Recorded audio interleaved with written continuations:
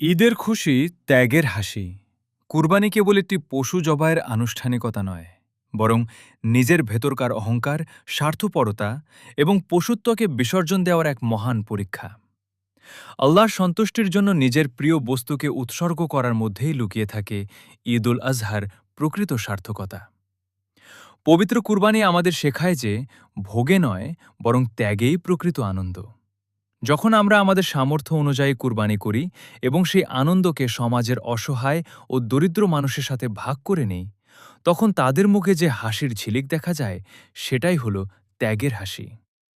নিজের পশুর গোশত প্রতিবেশী ও অভাবীদের মাঝে বিলিয়ে দেওয়া, ভেদাভেদ ভুলে একে অপরকে আলিঙ্গন করা, মনের কালিমা দূর করে সুন্দর ও পবিত্র জীবন গড়ার অঙ্গীকার করা। আমাদের কুরবানি যেন কেবল লোক দেখানো উৎসবে পরিণত না হয়। ত্যাগের মহিমায় উদ্ভাসিত হয়ে আমরা যেন মানুষের সেবায় এগিয়ে আসতে পারি।